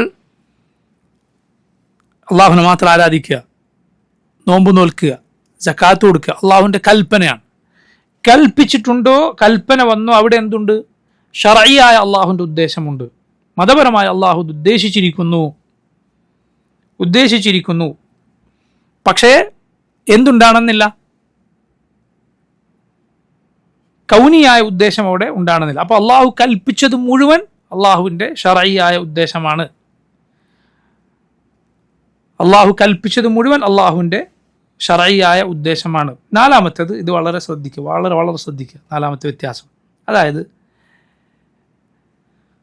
മതപരമായി അള്ളാഹു ഉദ്ദേശിച്ചതാണോ ശർഈയായ ഉദ്ദേശിച്ചതാണോ ആ കാര്യം അള്ളാഹു ഉദ്ദേശിച്ചത് അതിനു വേണ്ടി തന്നെയാണ്. നിസ്കരിക്കണം അള്ളാഹു പറഞ്ഞത്, നിസ്കാരം അള്ളാഹു ഇഷ്ടപ്പെടുന്നത് കൊണ്ടാണ്, അതിനു വേണ്ടി തന്നെയാണ്. അതേസമയം പ്രാപഞ്ചികമായി അള്ളാഹു ഉദ്ദേശിച്ചത് അത് അതിനു വേണ്ടിയല്ല, അതിനു പിന്നിൽ മറ്റൊരു കാരണമുണ്ട്. അത് തിന്മയാണ് എങ്കിൽ, ഇപ്പോൾ ജനങ്ങൾ മദ്യപിക്കുന്നു, അതുപോലെ ശിർക്ക്, അതിനേക്കാൾ ശിർക്ക് ചെയ്യുന്നു, വ്യഭിചരിക്കുന്നു, കൊലപാതകങ്ങൾ നടത്തുന്നു, അള്ളാഹു ഉദ്ദേശിച്ചുകൊണ്ടാണോ അത് നടക്കുന്നത്? ശരിയാണ്, അള്ളാഹു ഉദ്ദേശിച്ചുകൊണ്ടാണ്. പക്ഷേ അതിനു പിന്നിൽ അള്ളാഹുവിന് വേറെ ഉദ്ദേശമുണ്ട്. അത് നിശ്ചയിച്ചതിന് പിന്നിൽ വേറെ ഉദ്ദേശമുണ്ട്. അത് നിശ്ചയിച്ചത് അതിനു വേണ്ടിയല്ല, അത് നിശ്ചയിച്ചത് കേവലം അതിനു വേണ്ടിയല്ല, മറിച്ച് അതിനു പിന്നിൽ വേറെ കാരണമുണ്ട്. ഇത് വളരെ പ്രധാനപ്പെട്ട ഒരു കാര്യമാണ്. അള്ളാഹുവിൻ്റെ ഹിക്മത്ത് ഇവിടെയാണ് നമ്മൾ മനസ്സിലാക്കേണ്ടത്. അള്ളാഹുവിൻ്റെ ലക്ഷ്യവും അവൻ്റെ യുക്തിയും, അതില്ലാതെ ഒരു കാര്യവും നടക്കുന്നില്ല. ഈ വിവരദോഷികൾ ചോദിക്കുന്നത് പോലെ എന്തിനാണ് ഇതൊക്കെ അള്ളാഹു വിലക്കിയതെങ്കിൽ, തിന്മകളൊക്കെ അള്ളാഹു നിശ്ചയിച്ചത് എന്തിനാണ്, അത് ചെയ്യാൻ മനുഷ്യന് കഴിവ് കൊടുത്തത് എന്തിനാണ്? ചോദിക്കട്ടെ, റബ്ബ് സുബ്ഹാനഹു വ തആല എല്ലാവരും ഒരുപോലെയാണ് പഠിച്ചത് എങ്കിൽ, എല്ലാവരും ഒരുപോലെയാണ് എങ്കിൽ, അപ്പോൾ തിരിച്ചും ചോദിച്ചൂടെ, ഇതിലെല്ലാവരും ഒരുപോലെ പഠിച്ചത് വേറെ ആക്കിക്കൂടെ? പല രൂപത്തിൽ ആളുകളെ പല രൂപത്തിലാക്കിയിരുന്നെങ്കിൽ എന്നവിടെയും ചോദിക്കാലോ. അല്ല, അള്ളാഹു ഇങ്ങനെയാണ് ഉദ്ദേശിച്ചിരിക്കുന്നത്, അതിനു പിന്നിൽ ഒരുപാട് അവൻ്റെ ലക്ഷ്യങ്ങളുണ്ട്. അതാണ് പറയുന്നത്, തിന്മ അള്ളാഹു ഉദ്ദേശിച്ചത് മറ്റൊരു നന്മയ്ക്ക് വേണ്ടിയാണ്. തിന്മ ഉദ്ദേശിച്ചത് മറ്റൊരു നന്മയ്ക്ക് വേണ്ടിയാണ്. എന്താണ് അള്ളാഹു തിന്മ ഉദ്ദേശിച്ചതിന് പിന്നിലെ നന്മകൾ? അതിലൊന്നാണ് അള്ളാഹു റബ്ബുൽ ആലമീൻ തൗബ ഇഷ്ടപ്പെടുന്നു. തിന്മയില്ലെങ്കിൽ എങ്ങനെ തൗബ ചെയ്യും? തൗവാബാണ് റബ്ബ്, അവൻ തൗബ സ്വീകരിക്കുന്നവനാണ്. തൗബ ചെയ്യുന്നത് അവൻ ഇഷ്ടപ്പെടുന്നു, അവൻ സന്തോഷിക്കുന്നു അതിൽ. തൗബ സ്വീകരിക്കുന്നവൻ എന്ന തൗവാബ് എന്ന റബ്ബിൻ്റെ പേര്, ഗഫൂർ പാപ പൊറുക്കുന്നവൻ എന്ന റബ്ബിൻ്റെ പേര് നമ്മെ പടച്ചിട്ട് അള്ളാഹ് കിട്ടിയ പേരാണോ? നമ്മെ സൃഷ്ടിച്ചിട്ട് കിട്ടിയ പേരാണോ? പറയുക അള്ളാഹുവിൻ്റെ ഏതെങ്കിലും പേരെങ്ങനെയാണോ? അല്ല, അള്ളാഹുവിൻ്റെ എല്ലാ പേരുകളും വിശേഷണങ്ങളും ആദ്യമേ ഉള്ളതാണ്. ഒരു വിശേഷണവും അവൻ എന്തല്ല, അവന് നമ്മെ പടച്ചിട്ട് കിട്ടിയതല്ല. അപ്പം അവൻ്റെ വിശേഷണങ്ങളുടെ താല്പര്യം നടക്കണമെങ്കിൽ ഇവിടെ ചില കാര്യങ്ങളുണ്ടായിരിക്കണം. മനസ്സിലായില്ലേ? അതുപോലെ റബ്ബ് സുബ്ഹാനഹു വ തആല അവൻ അസീസാണ്, അവൻ ഏറ്റവും പ്രതാപമുള്ളവനാണ്. ഷദീദുൽ ഇഖാബാണ്, അവൻ കഠിനമായി ശിക്ഷിക്കുന്നവനാണ്. തിന്മയില്ലെങ്കിൽ അവൻ ആരെയാണ് ശിക്ഷിക്കുക? അവനാണ് ഒരു മലിക്കിൻ്റെ, ഒരു രാജാവിൻ്റെ, ദുനിയാവിലെ ഒരു രാജാവിൻ്റെ, പടപ്പുകളിൽ ഒരു രാജാവിൻ്റെ ഇസ്സത്ത്, പ്രതാപവും അദ്ദേഹത്തിൻ്റെ ശക്തിയും വെളിപ്പെടുക കേവലം നല്ല ആളുകൾക്ക് സമ്മാനം കൊടുത്താൽ മാത്രമാണോ? അതല്ല കുറ്റവാളികളെ ശിക്ഷിക്കുമ്പോൾ കൂടിയാണോ? എപ്പോഴാണ് ആ മുൽക്ക് പൂർണ്ണമാവുക? കുറ്റവാളികളെ ശിക്ഷിക്കുമ്പോൾ കൂടിയാണ്. അള്ളാഹു റബ്ബുൽ ആലമീൻ അവൻ അസീസാണ്, നമ്മെ പടച്ചിട്ട് അവൻ അസീസായതല്ല. ഷദീദുൽ ഇഖാബാണ്, കഠിനമായി ശിക്ഷിക്കുന്നവനാണ്. നമ്മളെ പടച്ചിട്ട് അവൻ ആ വിശേഷണം കിട്ടിയതല്ല. ആ വിശേഷണങ്ങളുടെ താല്പര്യം ഇവിടെ ഉണ്ടായിരിക്കണം. മറ്റൊന്ന് നോക്കൂ നിങ്ങൾ, തിന്മ ഉള്ളപ്പോഴാണ് നന്മയുടെ വില ആളുകൾ അറിയുകയുള്ളൂ. ഈ വെളിച്ചത്തിൻ്റെ വില എപ്പോഴാണ് മനസ്സിലാവുക? ഇരുട്ടായാലാണ്. ഇരുട്ടത്താണ് വെളിച്ചത്തിൻ്റെ വില മനസ്സിലാകുക.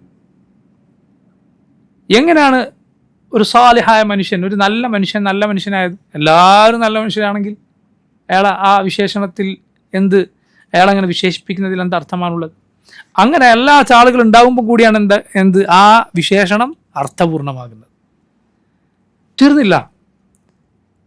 അല്ലാഹു റബ്ബുൽ ആലമീൻ നന്മ കൽപ്പിക്കുന്നതിന്, തിന്മ വിരോധിക്കുന്നതിന് ആളുകൾക്ക് പ്രതിഫലം നൽകാൻ ഉദ്ദേശിച്ചിരിക്കുന്നു. തിന്മയില്ലെങ്കിൽ എങ്ങനെ തിന്മ വിലക്കാൻ സാധിക്കും? അള്ളാഹുവിൻ്റെ മാർഗത്തിൽ അവൻ പോരാട്ടം നിശ്ചയിച്ചിരിക്കുന്നു. നന്മയുടെ ആളുകളും തിന്മയുടെ ആളുകളും തമ്മിലുള്ള പോരാട്ടം, ജിഹാദ് അള്ളാഹു നിശ്ചയിച്ചിരിക്കുന്നു. തിന്മയില്ലെങ്കിൽ എങ്ങനെ അതുണ്ടാവും? ഇങ്ങനെ ഒരുപാട് കാരണങ്ങൾ അള്ളാഹു റബ്ബുൽ ആലമീൻ തിന്മകൾ ലോകത്ത് നിശ്ചയിച്ചതിൻ്റെ പിന്നിലുണ്ട്. ഒരുപാട് ഹിക്മത്തുകൾ, ഇന്ന് നമുക്കറിയാത്ത ഹിക്മത്തുകൾ. അതാണ് പറയുന്നത്, അള്ളാഹു ഈ ലോകത്ത് തിന്മ ഉദ്ദേശിച്ചിട്ടുണ്ട്. അത് അതിനു വേണ്ടിയല്ല, അതിന് പിന്നിൽ വേറെ കാരണമുണ്ട്, മറ്റൊന്നിനു വേണ്ടിയാണ് അത് ഉദ്ദേശിച്ചത്.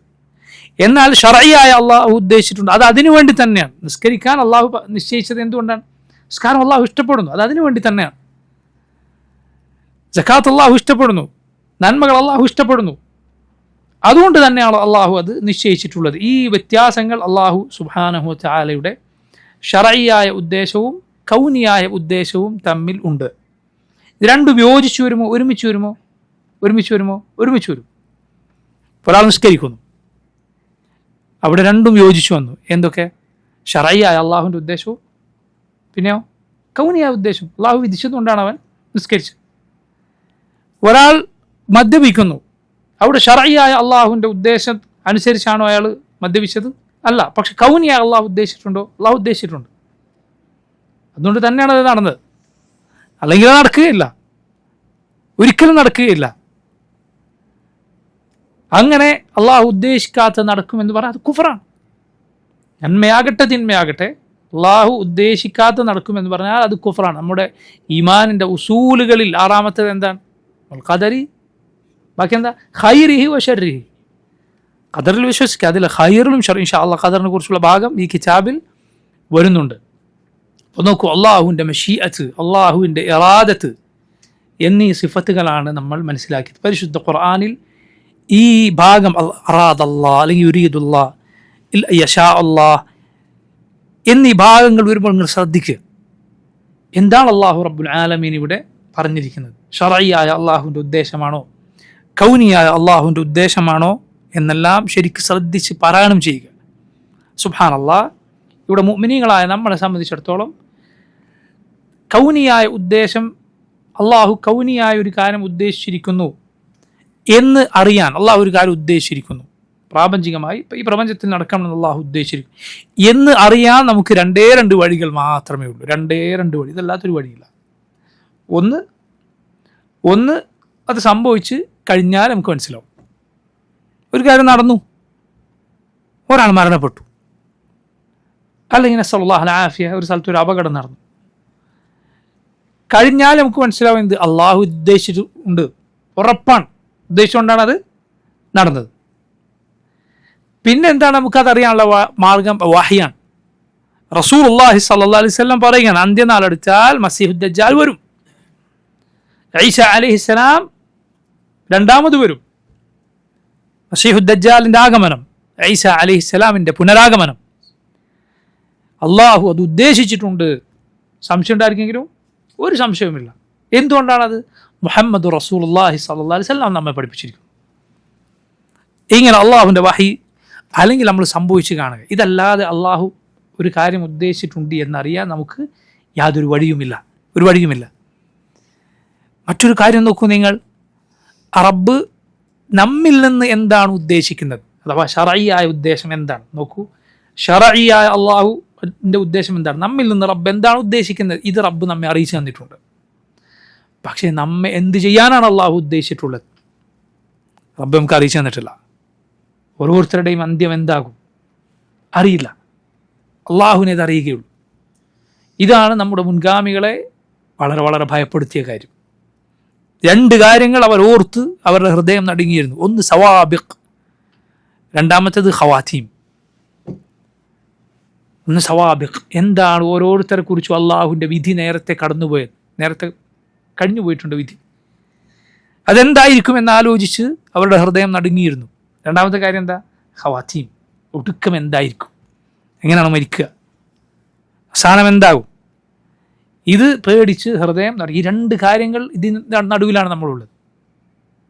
മനസ്സിലായില്ലേ? ഇതിന് നടുവിലാണ് നമ്മളുള്ളത്. അള്ളാഹുവിൻ്റെ ശറഈയായ വിധിയുടെയും കൗനിയായ അവൻ്റെ വിധിയുടെയും നടുവിൽ ഒരു മുഅ്മിൻ നിൽക്കുകയാണ്. ഇമാം ഇബ്നുൽ ഖയ്യിം റഹിമഹുല്ലാഹ് അദ്ദേഹം ഇത് രണ്ടിൻ്റെ നടുവിൽ ഒരു മുഅ്മിൻ നിൽക്കുകയാണ്. അള്ളാഹു ശറഈയായി കൽപ്പിച്ചുകൊണ്ട് എനിക്കറിയാം, എനിക്കത് ചെയ്യാൻ തൗഫീഖ് ലഭിക്കുമോ? അള്ളാഹു പ്രാപഞ്ചികമായി അത് വിധിച്ചിട്ടുണ്ടോ? എനിക്കറിയില്ല. നടുവിലാണ് ഒരു മുഅ്മിൻ നിൽക്കുന്നത്. സുബ്ഹാനല്ലാഹ്. ഇതാണ് പറയുന്നത്, ഖദറിലുള്ള വിശ്വാസം നമ്മുടെ ഈമാൻ ഉറപ്പിക്കുകയാണ് ചെയ്യുക, നന്മയിലേക്ക് നയിക്കുകയാണ് ചെയ്യുക. അത് ശരിക്കും പഠിച്ചാൽ, അതല്ലാതെ തിന്മയിലേക്ക് നയിക്കുകയല്ല ചെയ്യുക. അത് വിവരദോഷികൾക്കാണ്, നിഷേധികൾക്കാണ്. തിന്നാനും കുടിക്കാനും അവൻ ഈ ഖദർ ന്യായം പറയുന്നില്ലല്ലോ. പറയുന്നുണ്ടോ? ഇല്ല. രണ്ട് വഴികളുണ്ട് ഒരു നാട്ടിലേക്ക് പോകാൻ. ഒരു വഴിയിലൂടെ പോയാൽ കൊള്ളക്കാർ നിറഞ്ഞ വഴിയാണ്, അവിടെ എത്തുമ്പോൾ നീ ബാക്കി ഉണ്ടാവുമെന്ന് യാതൊരു ഉറപ്പില്ല. വേറൊരു വഴി സുഖസുന്ദരമായ വഴിയാണ്, അതിലെ പോയാൽ എത്തുന്ന നാടും നല്ല നാടാണ്.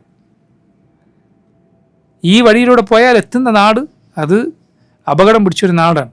ബുദ്ധിയുള്ളൊരു മനുഷ്യനും അപകടത്തിൻ്റെ വഴിയോ അപകടത്തിൻ്റെ നാടോ തിരഞ്ഞെടുക്കുകയില്ല. എന്നിട്ട് ശറഈയായ അള്ളാഹുവിൻ്റെ വിധിയെ തള്ളിക്കളയാൻ അവൻ ഈ ന്യായം പറയാൻ അള്ളാഹു ഉദ്ദേശിച്ചിട്ടുണ്ട് എങ്കിൽ പിന്നെ നമ്മൾ എന്തിനാണ് നന്മ ചെയ്യുന്നത്? ഇത് മുശ്രിക്കുകൾ പറഞ്ഞ, ഇബ്ലീസ് പറഞ്ഞ ന്യായമാണ്. ലൗ ഷാ അല്ലാഹ് മാ ശറക്നാ. ഖുർആനിൽ നോക്കൂ, മുശ്രിക്കുകൾ പണ്ട് പറഞ്ഞു അള്ളാഹു ഉദ്ദേശിച്ചിട്ടുണ്ടെങ്കിൽ ഞങ്ങൾ ശിർക്ക് ചെയ്യുമായിരുന്നില്ല, വല അബാഉന, ഞങ്ങളുടെ പൂർവ്വപിതാക്കന്മാരും ശിർക്ക് ചെയ്യുമായിരുന്നില്ല. അള്ളാഹു പറഞ്ഞു, അതെ, ഇത് വിവരമില്ലാത്തവരുടെ വർത്തമാനമാണ്. അല്ല, റബ്ബ് സുബ്ഹാനഹു വ തആല നമ്മൾ എന്ത് ചെയ്യണമെന്ന് അറിയിച്ചിട്ടുണ്ട്. പ്രാപഞ്ചികമായി അള്ളാഹു എന്ത് ചെയ്യും നമ്മെ അറിയിച്ചിട്ടില്ല, നമ്മൾ നോക്കേണ്ട കാര്യമില്ല. പ്രാപഞ്ചികമായ അള്ളാഹുവിൻ്റെ വിധിയെ ശറഈയായ അള്ളാഹുവിൻ്റെ വിധി കൊണ്ട് നേരിടേണ്ടവരാണ് നമ്മൾ. ഏതുപോലെ ഇബ്നുൽ ഖയ്യിം റഹിമഹുല്ലാഹ് അദ്ദേഹം പറഞ്ഞതുപോലെ, നൂഹ് അലൈഹിസ്സലാമിൻ്റെ കാലത്തുണ്ടായ പ്രളയം അത് അള്ളാഹുവിൻ്റെ പ്രാപഞ്ചികമായ വിധിയാണ് എങ്കിൽ കപ്പലിൽ കയറുക എന്നത് എന്താണ്? ശറഈയായ വിധിയാണ്. മനസ്സിലായില്ലേ? അതുകൊണ്ട് നീ റബ്ബിൻ്റെ വിധി കൊണ്ട് നീ തടുക്കുക. റബ്ബിൻ്റെ വിധിയെ റബ്ബിൻ്റെ വിധി കൊണ്ട് തടുക്കുക. റബ്ബിൻ്റെ വിധി കൊണ്ടല്ലാതെ എനിക്ക് തടുക്കാൻ കഴിയില്ല. അള്ളാഹു കൽപ്പിച്ചത് നീ ചെയ്യുക, അള്ളാഹു വിലക്കിയത് നീ ഒഴിവാക്കുക. റസൂലുള്ളാഹി സ്വല്ലല്ലാഹു അലൈഹി വസല്ലമയുടെ സഹാബത്ത് റളിയല്ലാഹു അൻഹും, അവരിലെ മഹാന്മാർ ഉമർ ഇബ്നുൽ ഖത്താബ് റളിയല്ലാഹുവിൻ്റെ കാലത്ത് യാത്ര പോവുകയാണ് ഷാമിലേക്ക്. സഹീഹുൽ ബുഖാരിയിൽ നമുക്ക് കാണാം, യാത്ര പോകുന്ന സന്ദർഭത്തിൽ അവർ അറിയുകയാണ് അവിടെ ചെല്ലാൻ പോകുന്ന നാട്ടിൽ താഊൻ, പ്ലേഗ് രോഗം ബാധിച്ചിട്ടുണ്ട്. എന്തു ചെയ്യണം? ഉമർ റളിയല്ലാഹു അൻഹു സഹാബത്തുമായി കൂടിയാലോചിച്ചു, മുഹാജിറുകളുമായി കൂടിയാലോചിച്ചു. ആദ്യം ചിലർ പറഞ്ഞു നമ്മൾ പേടിച്ച് പിന്മാറണ്ട, അള്ളാഹു ഉദ്ദേശിച്ചത് വരും, നമ്മൾ പോവുക.